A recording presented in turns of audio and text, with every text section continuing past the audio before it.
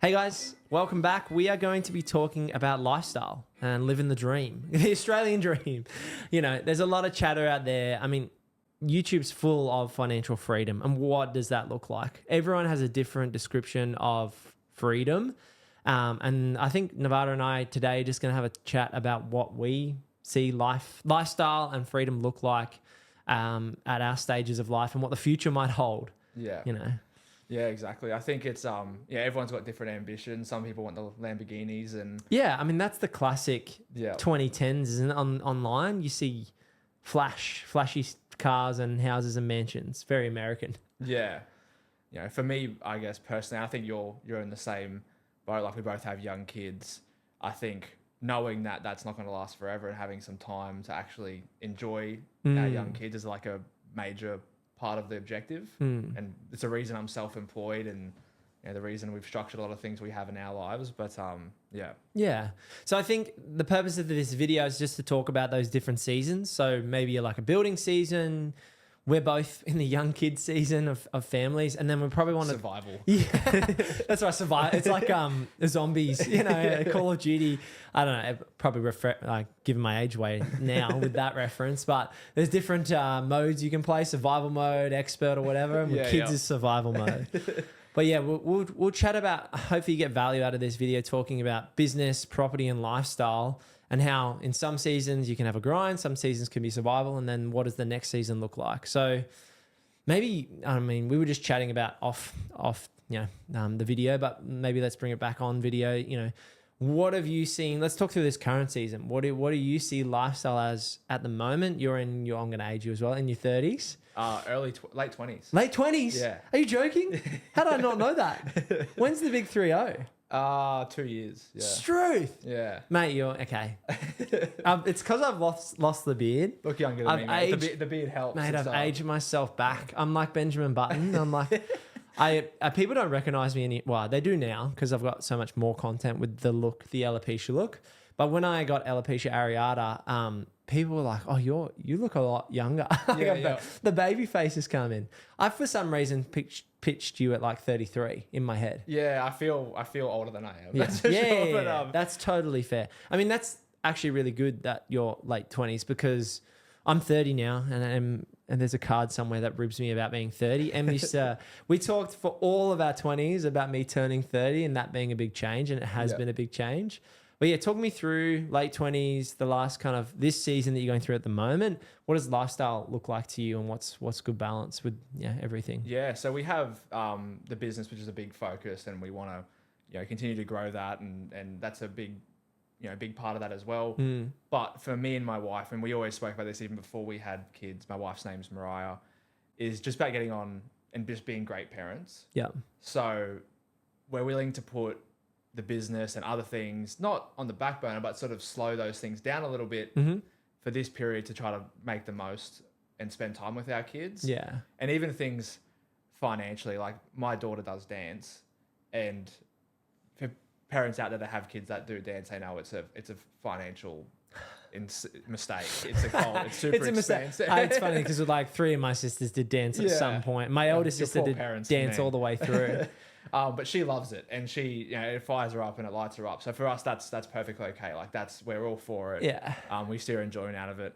So we've always tried to, I guess, refine our life and get it to the point where we both have time with the kids. We get the balance right, optimize things financially. So like, for example, this afternoon, I finish early today and I take my daughter to dance. That's awesome. So we drive down there, and, while she's at dance, I'll do some work in the car, but it's a good opportunity to spend that, those few hours a week with her. So. That's so good.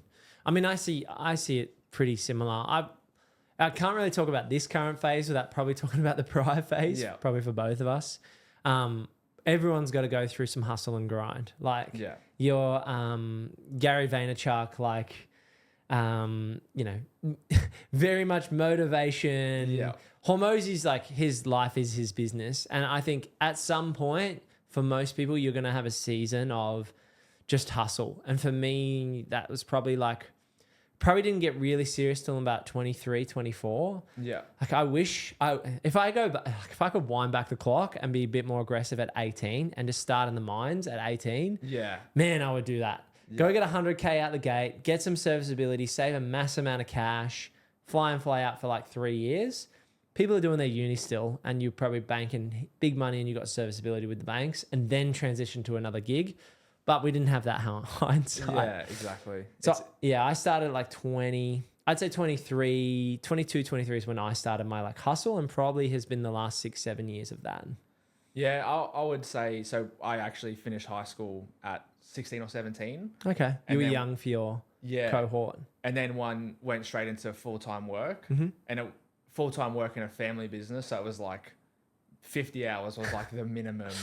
I just remember first week of full-time work, you get home and you are just cooked. Yeah. I just remember the feeling being, I think I was like 21, accounting firm, like doing 40 hours a week. I was like, how do people do this? Yeah, it's a big adjustment for sure. And yeah, so I guess the benefit of that was I never did a 40-hour week from the get-go. So I wasn't used to having that. And because it was my family's business, I kind of had that business owner mentality bred in early. So even, it wasn't mine. I sort of felt responsible for that. Yeah, as well. trying to build the business is the goal. And so the hours are just a testament to you trying to grow that business. And back then, like me and Mariah bought our first house when we were 18, like all of my money was saving. Everything was saved. No this or that. It was all just work hard. 18's so impressive, by the way. Yeah. Like there's not many people, I help a lot of people buy houses these days in Southeast Queensland in purpose property. And not many people are buying in their teens or even early 20s. It was a shack in Woodridge, so it wasn't. It wasn't a shack in Woodridge is a shack, and if you can buy a shack in your teens, do it, because I think the hardest step for most people. And we've got the 5% deposit schemes and all that now, and you can still get in with 30 grand basically. Like you can break into the market, but I think honestly, breaking in is such a big goal for a lot of people. And at the time, I wasn't sort of aware of how helpful it was, if that makes sense. Like it definitely got us started on the right foot and allowed us to, and we were renting out downstairs, and it was paying most of our, we're doing all sorts of things to of try to get ahead. And we did that for a long time. And we were both at that job when we had our daughter when we were around 20, That's 21. so cool. So we were quite young. Yeah. And in that situation, we had... Mate, you must have known. Yeah. 18, buying houses together, 20. We've been dating since we were 14. That's crazy. So...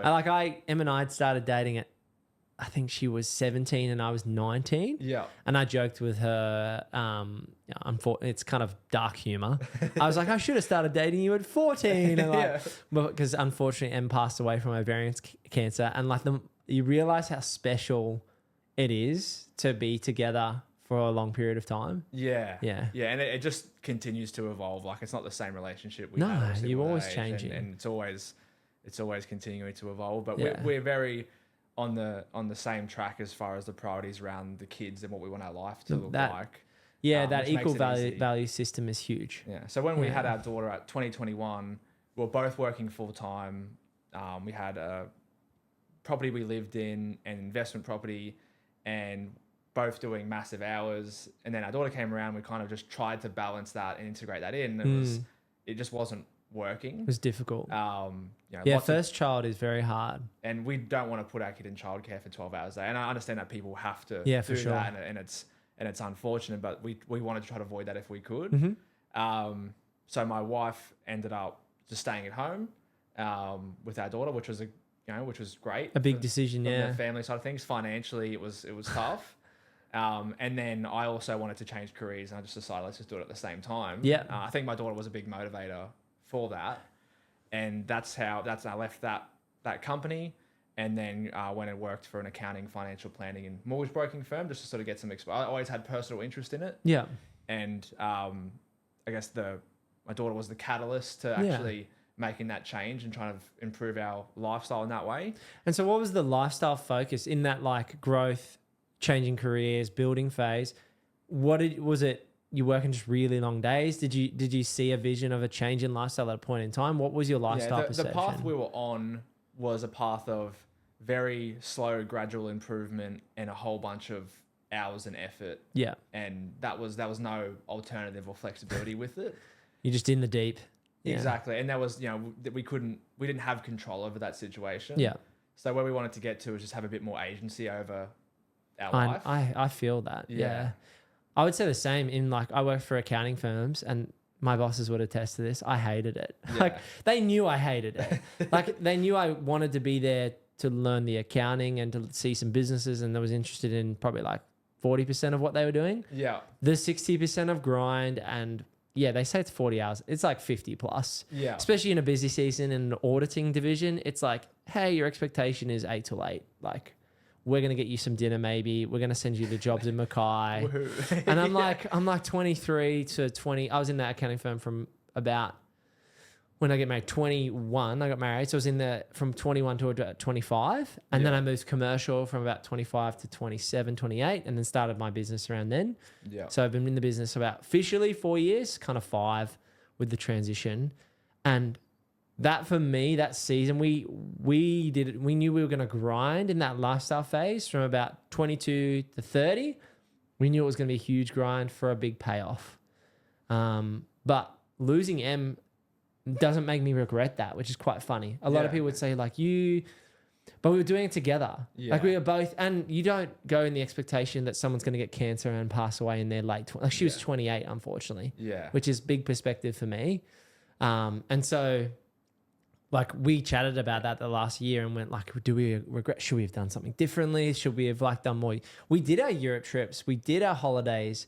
So I think it's like about that balance. Even if you're in a hustle grind, you're trying to find your own agency. I think it's still enjoying the moments and knowing that you're both, if you're in a couple, like you're working towards a goal. If you're heading in the right direction, that's when it's a trajectory. Not You're excited. Not this place you're currently in. Like we would laugh at, like we're painting our house because we were trying to get it valued in time, and we're laughing at like 11 o'clock on a weeknight. Paint fumes.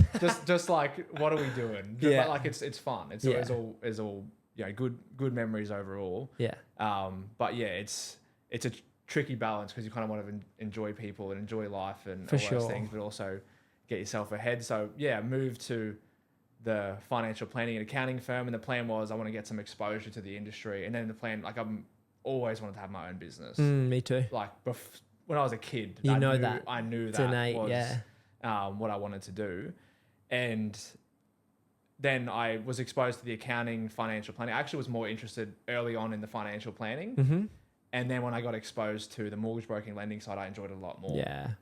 Financial planning is just so compliance heavy. It's kind of slows it down. I feel like too it's much. an industry, not that there's not a space for it these days, but when I was a kid in the 2000s, financial planning was like a big deal. Yeah. And I think because there's so much information, we're talking about lifestyle and choices in this video, but there's so much content we make around broking, financing, property, that financial planning's probably gotten smaller, and the brokers and the people on the strategic side, which was financial planners and will still be a portion of that, has maybe diminished a little bit, which is quite interesting. Yeah, I'm excited to see, and I have seen a few, like the next generation of financial planners and what that looks like. It's a new era of changing in that and the space. new value proposition. And then wanted to sort of double down on the mortgage broking side. Yeah. I called my mortgage broker, Scott, who's my business partner at Cube, and I said, what does it look like? Let me in. Well, I actually, and it's kind of it's one of those calls, and where I sort of was asking questions, but I'm kind of also gauging if there's an opportunity. What I mean? Like, and he's just like, oh yeah, come on board. Let's do it. We're busy. And then the plan was get some experience and then go off and start my own thing. Yeah. To be completely transparent, and then being there, I got close to the team. I love working with Scott and Joe. They're great business partners and great operators. Yeah. And they definitely complement as far as ability. Like a lot of weaknesses I have, they complement vice versa. And then I didn't want to leave, so I approached them about buying in. And I think that's great. It worked well, and now we're 50-50 partners in the business, and it's a great.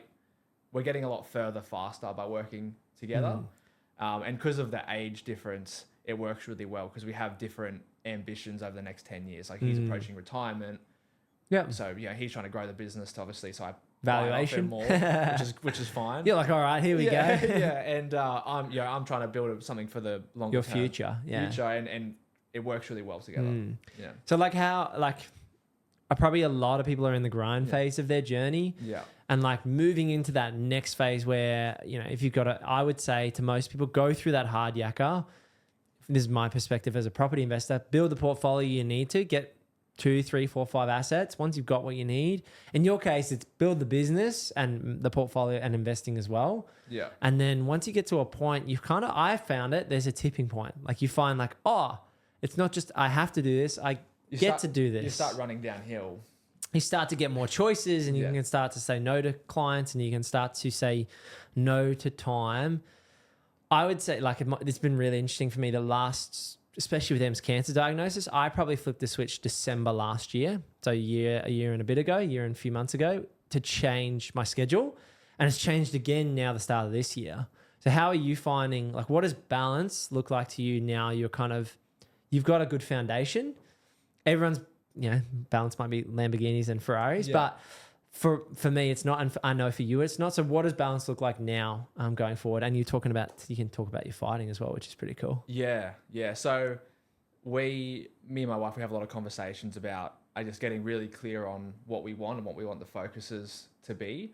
Do you put that down on paper? Is that sometimes? Yeah. I think that's interesting because like Em and I did what we called a spiritual plan. Like we were both Christians, and it's funny we call it a spiritual plan, but it's a component because it covers your whole life: faith, business, sport, any other goals with kids and stuff like that.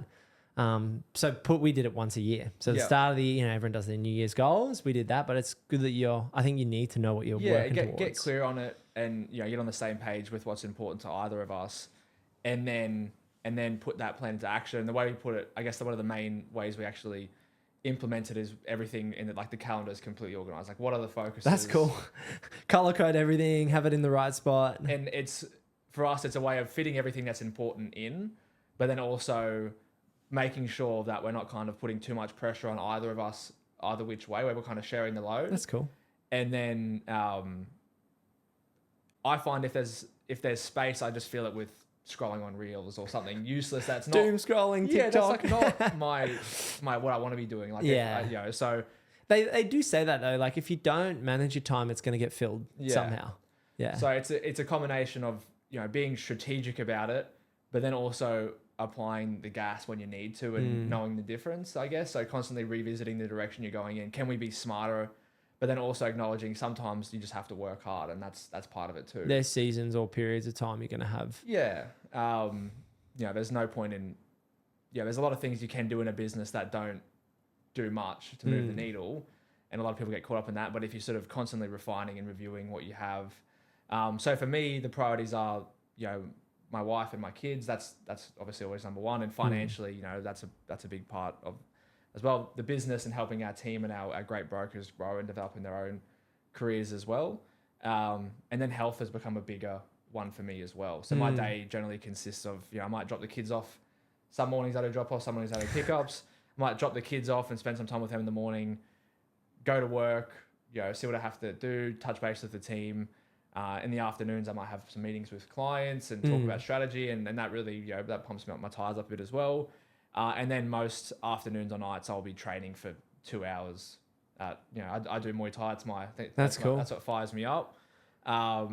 And I've found being fitter and healthier makes me more charged up for the next. In the other areas of my life as well. And so that's what that week looks like. So it's a busy week, split up between all those things. But I'm fitting it all in just. I'm saying the same. Like, I think it's trying to juggle everything. Yeah. And when you get to the opportunity to have slightly more choice, like there's a young guy, I think his name's Harley. He does property content, and he's grinding BP, where he works BP part-time, and he's full-time as a mortgage broker. Wow. So, and I think he works, he's hustling and buying investment properties too, which is awesome. But like that next generation doing that, I think that's great. But I hope he doesn't do that when he's 35 or 30. So I think for me, it's like I've done a lot of hard yakka. Now it's about helping people when I do my work, I'm doing it. You're probably the same. When I'm working, I'm dedicated to it. So for me, I'm actually technically 4 days a week. And that might blow people's minds. Like, you run a business with 7 staff and you're chilling. Like, not really. I've got 2 boys now. Without Emily, I've got my boys full time. So in those other days, I've got Asa and Eli, who are 2 and 1. They're just babies. Yeah. So that's how I'm balancing my schedule going forward. And that's, to me, my values. Like, yeah, my boys have to be in daycare. There's no, like, I don't have an option. I don't have family. I don't have the ability, to look after them on that consistent basis. So they do daycare 3 days a week. Those 3 days I'm working, and then I get family to mind 1 day a week. And I think 3 days, like that's, I would always have my kids in daycare to a certain amount. Like, I think they like it. They love it. They get their interaction, all that sort of stuff. It's just the, if you can. Yeah, 12 hours, 5 days. It's a bit heavy. 6 till 6, That's a bit, You want that quality time. And like, I found that the health stuff has been massive for me. Like, it sounds a bit woo-woo, but like ice baths, saunas, having gym equipment. I would say to anyone, you don't need a sauna and ice bath. They're like luxuries. But for me, the basic weight rack and a basic cardio bike, which is like a couple $100 for a bike.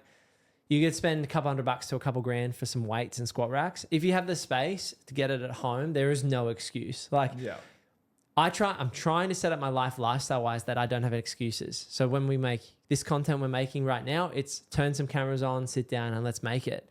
If it's hanging out with my boys in the afternoon today we're going to come back, I'm going to be in the gym with them. And so I might do a workout just naturally because I'm there. I haven't planned one to do 2 workouts a day, but if I'm there and the setup's there and the boys are there and that's part of their routine, to be outside and be playing, it's such a blessing to have that kind of setup. Yeah, I have the home setup, and it's one of the very, I've bought some expensive dumb things I never use, but the home gym's definitely something where I don't regret it all. Like, it's right there. You use it. It's easier.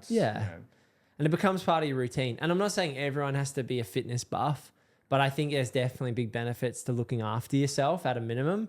And like you eat a bit better when you work out a bit more, and you work out a bit more when you're eating better. So it's like a self-fulfilling cycle. If I get back on the chocolates and lollies, like that, you get addicted real fast. Yeah. You got to try and keep it out of the drawers and stuff like that. But that's my lifestyle in this phase. It's like, we